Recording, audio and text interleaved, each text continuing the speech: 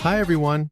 In this project, I'll be showing you how I brought MMD models into Unreal Engine and how I worked with animation and physics. The goal was to test out Unreal Engine's features and see how much of an Unreal-friendly workflow could fit into an animation pipeline. From there, I wanted to see what kind of results I could get. With that in mind, let's get started. You've probably heard of MMD before, but what exactly is it? MMD, short for Miku Miku Dance, is a 3D-based content creation tool popular in the anime community. MMD models come with their own unique rigs and physics, which makes them flexible for animation, but not always easy to use in other software like Unreal Engine. So in this video, I'll show you how I made it work. MMD typically uses the PMX file format. PMX models can be found in many places, and for this project, I'm using a model that a game studio released for free, specifically for fan creations. The model can also be handled using PMX Editor, a character creation tool designed for MMD. For this project, I used Blender to convert the PMX file into FBX and to make a few adjustments to the rig so the model works more smoothly inside Unreal Engine. This is Blender 4.2, and I'm using an add-on called MMD Tools. At the moment, it seems like this add-on supports Blender up to version 5.0, and it lets me import PMX files directly into Blender while taking care of the basic setup, like the armature structure and a few essential settings. Once the model is imported into Blender through the add-on, exporting it as an FBX is fairly simple, but bringing it into Unreal Engine right away often comes with a few issues, or at least some inconveniences. So most of the cleanup happened in Blender before export. The first issue is about rig scale. Unreal Engine uses centimeters as its default unit, while Blender uses meters. So if the character gets exported without any unit adjustment, the root bone ends up with a 100 times scale difference. Sometimes scaling it up by 100 in Unreal Engine looks like it fixes things, but that could turn into a real problem later, especially with animation, development workflows, or certain Unreal Engine features like retargeting. This is handled by matching the units in Blender, either by lowering the unit scale by 100 or switching the length unit to centimeters. I set the unit scale to 0.01. After that, the mesh and armature are scaled back up to the correct size, and the scale is applied as default.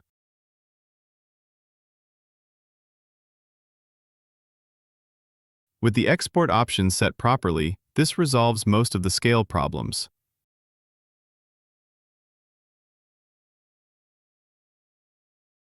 Next up is naming and hierarchy. For naming, there are two sides to it, a readability issue and a technical issue.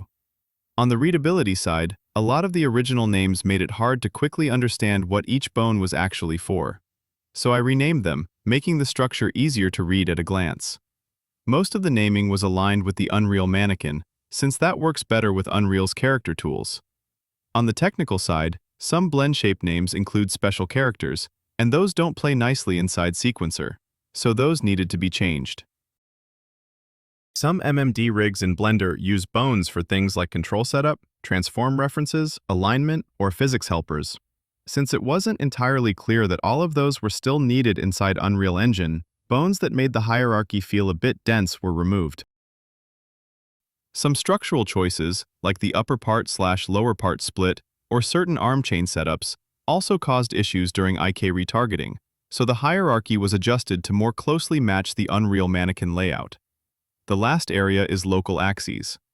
This doesn't usually cause functional problems, but since I wanted to use Unreal Engine's default features as much as possible, the bone axes were adjusted to match the mannequin.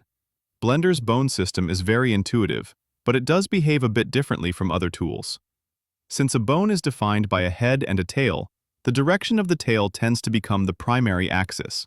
So to change the local axis, the tail direction itself has to be rotated, which can make the rig look a bit strange visually.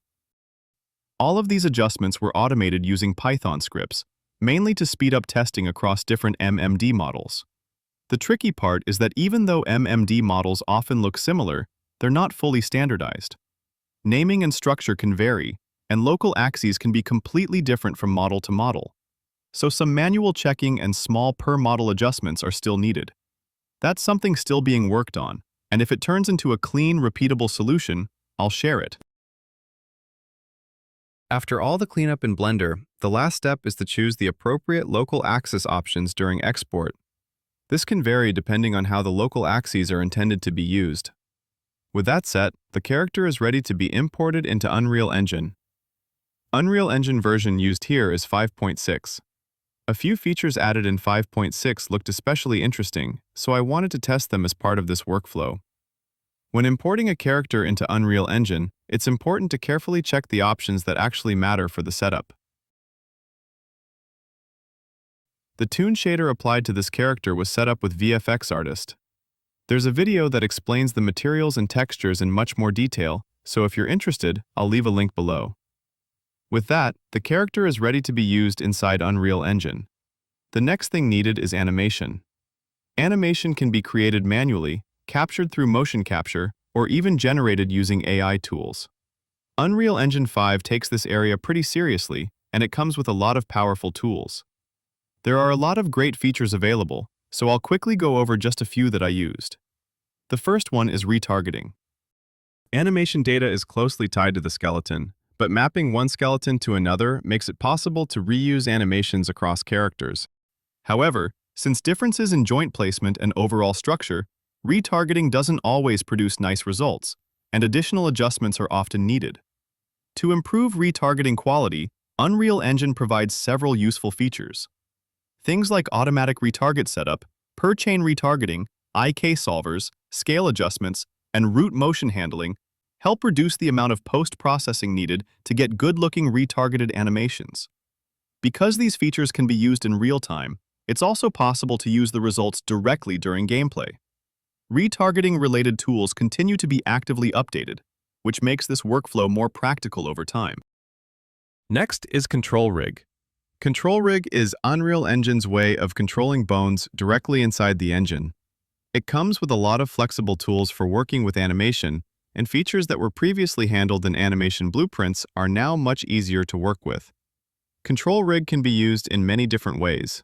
In this case, I used it for animation creation, animation cleanup, and secondary animation work. If you add Unreal Engine's default content, you can take a look at the mannequin ControlRig. It's a solid setup, so I wanted to build on top of it.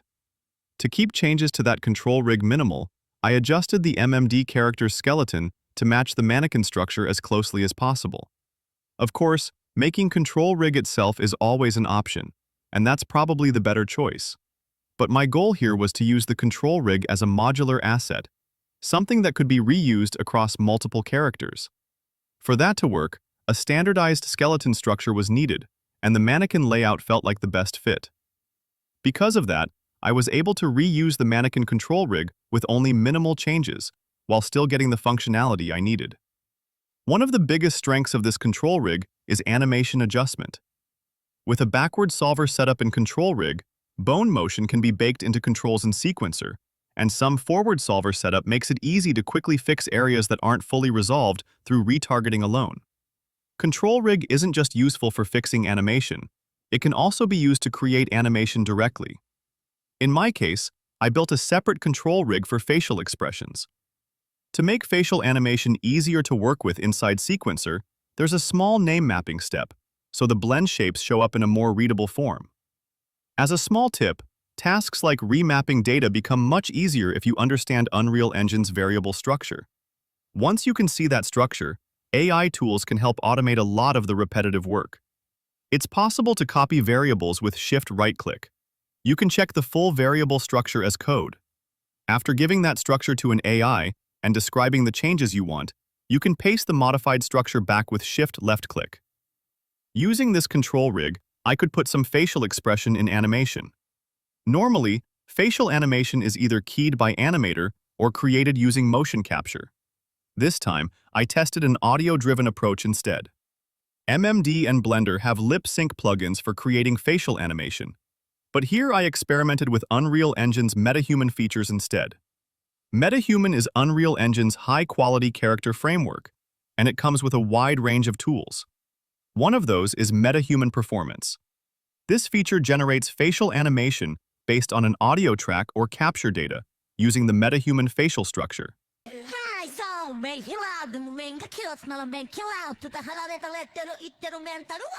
For best results, the audio should contain only voice. Since I didn't have a clean voice track, I used AI tools to extract the voice separately. The MetaHuman facial rig is quite complex, so I focused only on the core visemes. I copied those curves into the control rig and adjusted them in Sequencer. The results aren't perfect, but for quick iteration inside Unreal Engine, this approach works surprisingly well. If the character model includes more expressive data, like AR kit-style blend shapes, it's possible to get even better facial animation quality with much less effort. Overall, ControlRig enables a wide range of animation workflows, all directly inside Unreal Engine. The last part is physics. Physics plays an important role in bringing motion to life. It's often used for components like clothing or hair, where movement is needed. To get good-looking motion, animators may keyframe these movements or bake them out through simulation workflows. Both ways can be pretty time-consuming and take a lot of experience to reach stable results. That's one reason real-time simulation is often preferred. Being able to see results immediately makes animation work much more efficient. That said, real-time simulation can be a bit unstable, so they are usually set up in a more conservative way for characters. Even then, if used in moderation, it can make impressive results with ease. MMD's physics system is a lightweight, bone-based setup designed for stable, character-focused secondary motion. Bringing that setup over to Unreal Engine, or matching the results exactly, is still pretty challenging. So for this project, I focused on applying physics setups that are simple, fast, and practical inside Unreal Engine. Unreal Engine supports a wide range of real-time physics features, including rigid bodies, anim dynamics, springs, and chaos cloth. Most of the work here was done using Kawaii Physics. It's an Unreal Engine plugin designed to make secondary animation easy to work with. Kawaii Physics is lightweight, has strong shape recovery, and creates soft, stylized motion, so it's widely used in game projects. Kawaii Physics provides excellent soft motion. For certain cases, I layered it with other physics systems to get more balanced results. For the hair, I used Kawaii Physics together with rigid bodies. Kawaii Physics alone didn't give me enough gravity influence, so I applied a physics asset only to the root of the hair chain. This helped maintain the overall shape, while still allowing the hair to react naturally to head movement. Using rigid bodies for every bone is possible, but as the number of bones increases, setting up and managing physics assets quickly becomes complex. So I kept physics asset usage to a minimum and handled the rest with Kawaii Physics. For the skirt, I combined physics with ControlRig Physics. Preventing the legs from intersecting with the skirt is always a challenge. Kawaii Physics includes a feature called bone constraints, which helps maintain spacing between bones and reduces unwanted penetration. The sample project explains this setup well, and it's worth checking out. ControlRig Physics is a feature introduced in Unreal Engine 5.6. It allows physics to be set up and controlled directly inside ControlRig, and collision setup is relatively straightforward. I used it to help shape the skirt under gravity, and the results felt more stable overall. Since ControlRig Physics can also be accessed through Sequencer, it turned out to be a very flexible tool. That said, I'm still not entirely sure whether combining these systems is the best approach. There are a few edge cases and issues, and I'm continuing to test and refine the setup. I tried to keep most of the process inside Unreal Engine this time. Sure, there are other tools out there with more efficient or diverse features, but Unreal keeps rolling out active updates in this area. It's definitely worth following up to see how far it's come. If there's any part you'd like to see in more detail, let me know.